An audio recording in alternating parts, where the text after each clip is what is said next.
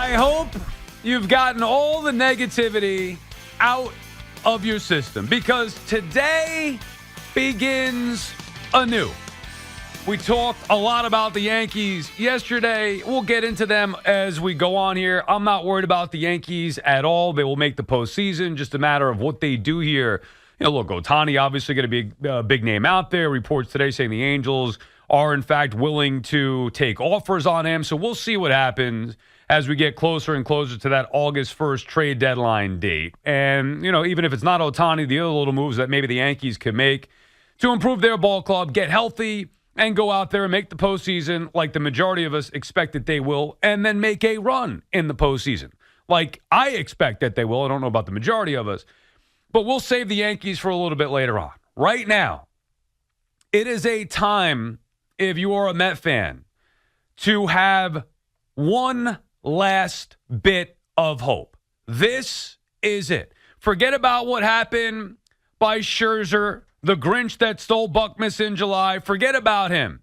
It is about BUCKmas in July being back on for the Mets as they resume play tonight at home. And look, Mets taking on Dodgers is not going to be easy. But you have Justin Verlander on the mound, and he needs to be what the Mets expected him to be when they signed him. Forget the first half. It's all in the past right now. You try to build off of the momentum that they had going into the All-Star break, even with losing those two games against the Padres. Overall, a positive trip after they took 2 out of 3 from the Giants.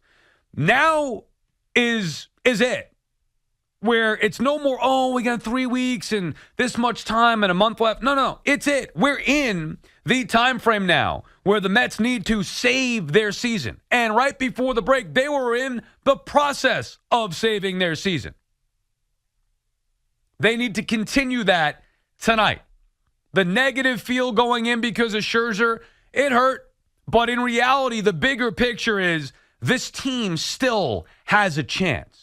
They still have a run in them. They still have enough talent to where you can expect them to compete for the wild card.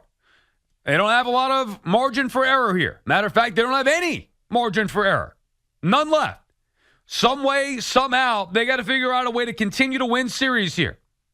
And look, if they sweep the Dodgers and lose 2 out of 3 to the White Sox, it's okay. They got to play, over 500 baseball, clearly, over the next 2 weeks. And, win. Hey, it sounds simple. Win more than you lose. Something the Mets have not been able to do this year. But either way, winning a series, sweeping a series, going 4-2 over a 6-game period, it's going to be things like that that will give this team even more hope and then know that they will go out there and add to the bullpen at the very least. Forget about the big contracts and, whether they're going to try to either take on big contracts or get rid of potentially big contracts and sell some guys off.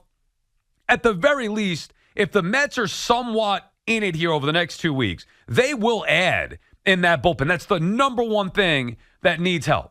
You could throw in the rotation as well, but really that just needs the guys here to get the job done. Quintana coming back will be a big part of that. But it's easy to forget because the first half and really the month of June was so bad for this Mets team. It's easy to forget the momentum, especially when you reference Sunday again, with Max Scherzer against the Padres.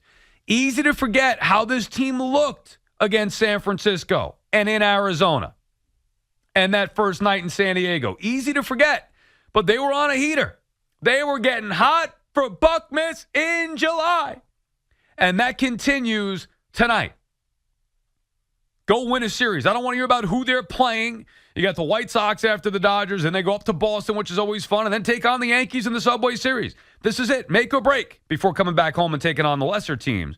Where you talk about the Nationals and then heading out to Kansas City. Whatever. It doesn't, even beyond, let's forget Kansas City, beyond August. Focus on these 2 weeks here, or 2.5 weeks, starting with this weekend series. The Mets have a shot. They're not dead and buried yet. Now, when I talk to you on Monday at 10 a.m., might be a different story. But for now, there's life. There is legitimate reason to believe. I'd tell you if there wasn't. This is not just me, rah-rah, Met fan boy, sitting here being look, I rep the Mets more than anybody else. I'd tell you if I didn't believe in them. Do I think this team can win the World Series? Absolutely not. No freaking way. Can they make a run at the third wild card? Yes, they can. Can they celebrate BUCKmas in July? Yes, they can, and I fully expect to.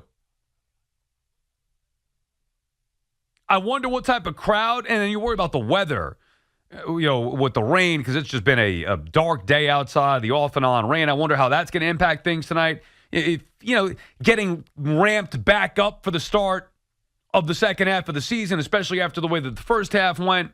It is the Dodgers, though, generally a big draw. Friday night, big weekend ahead here. Verlander on the mound. Maybe the crowd gets behind him. Maybe the Mets play off that a little bit and take advantage of some home games here to start this second half. But they're in it. They're not buried yet because they saved themselves with the final week and a half going to the All-Star break. They saved their season for the moment. They now have to continue that tonight.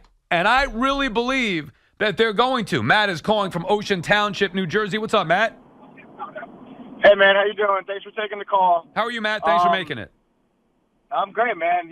Speaking about the Mets, obviously, I'm a diehard Mets fan, been my whole life. And I think you said it perfectly.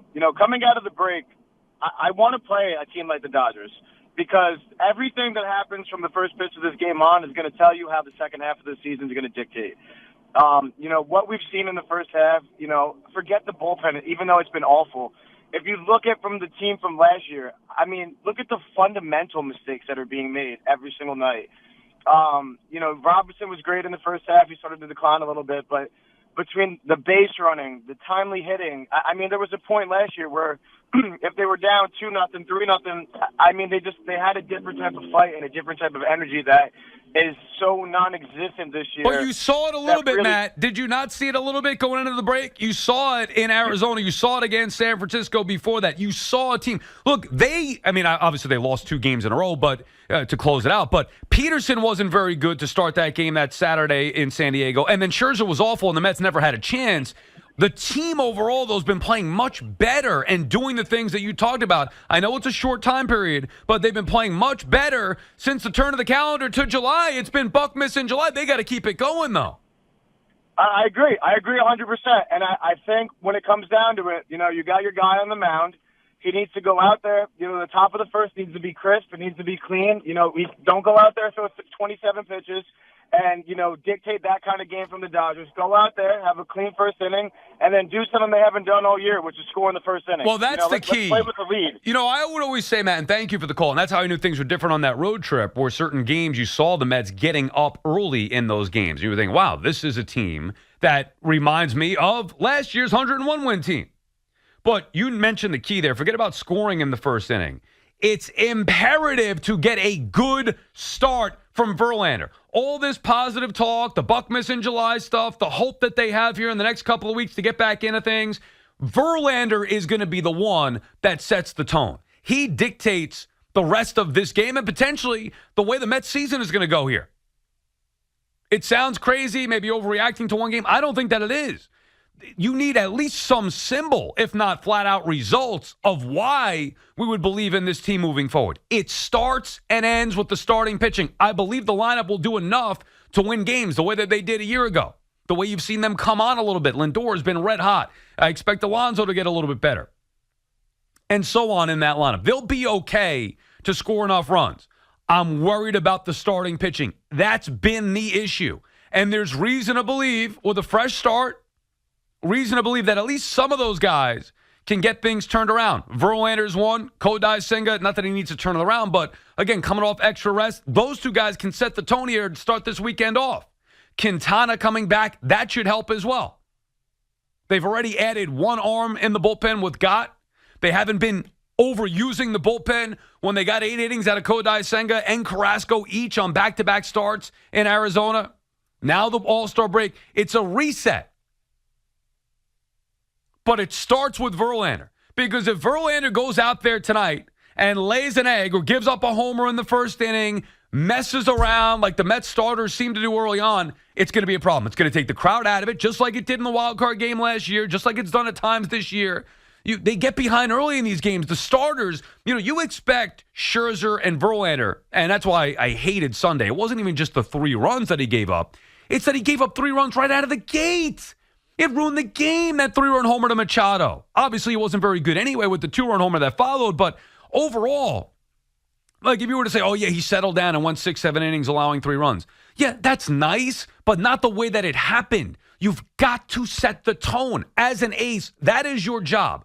Go out there, put up goose eggs until your offense scores some runs, and then protect the lead, whatever it is. They score 3, you're allowed to give up 1 or 2. They score 1, keep it at 1-0 before you hand it over to the bullpen. That is the ace's job, not to go out there and give up a run or 2 in the first inning and already put you behind the 8 ball and putting pressure on the offense and taking the crowd out of the game. It starts with Justin Verlander tonight. Tom is in Ridgefield, Connecticut. What's up, Tom?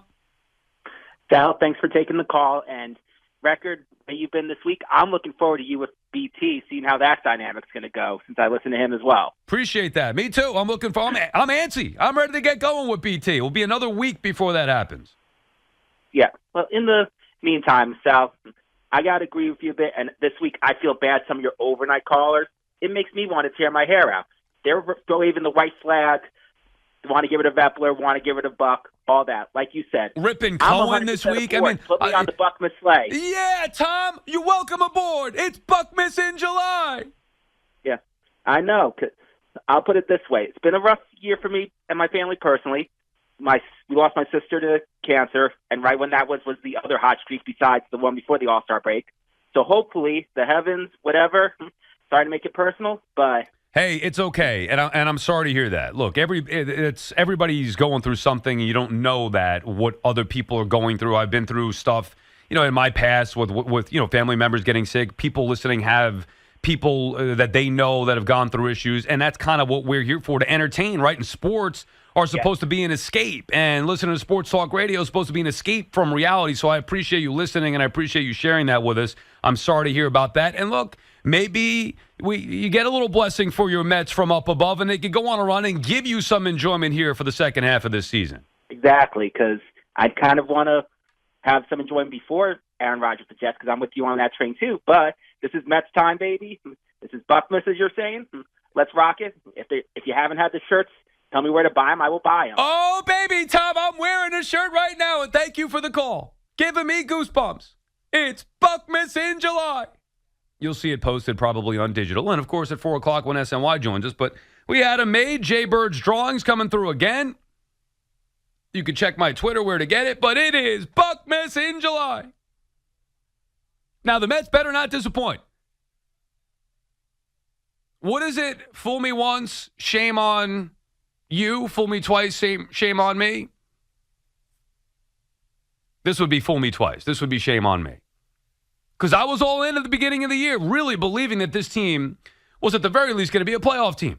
But I'm sticking to that belief. Even though it's hard with the roller coaster ride, or really just an awful month of June, I still believe. Now, I don't believe in Scherzer. I think Scherzer, unfortunately, is done. And that's a big part of this. That's going to be hard to overcome. But they can do it. That's a separate issue. Right now, I'm not even worried about Max Scherzer. I'm worried about Justin Verlander. Of the two coming into the year, I trusted Scherzer more. Right now, I trust Justin Verlander more. I don't even think it's close. And maybe the Mets sending that message as well, going with Verlander. You have to.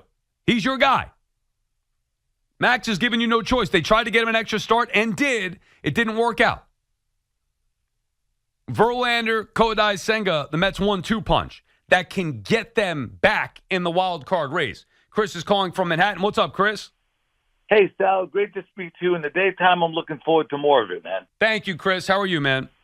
Sal, I needed you today, man. Thank you for coming and leading with that because, I was a little low. I did a 4-day reset, detox, whatever you want to call it. I was not happy with the Mets' performance in San Diego, but I hear what you're saying, and I'm all aboard. I will say, I'm looking at what the Phillies did last season as maybe an archetype for what the Mets can do. And I'm curious to know, I don't know the exact numbers on that as far as how far out they were or whatever, but they certainly were able to make the second half something very different from their first half. And maybe the Mets can do that. Well, look, you know it's there for a couple of reasons, Chris. And as always, good to hear from you. Thank you for the call, and I'm glad you reset, and I'm glad you're with me here. Wash the first half. Let's wash it from our memories. Although that's going to be impossible to do, quite honestly. But let's try. Let's pretend.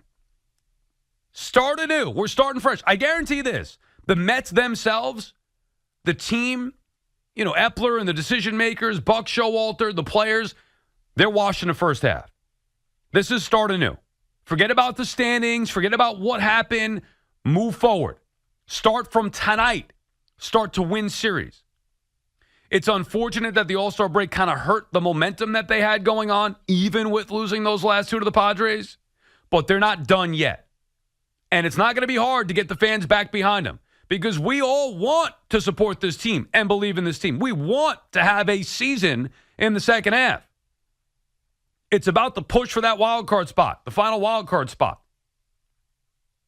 All they have to do is go out there tonight and play well. Now, it sounds easy. Just go out there tonight and play well for a game.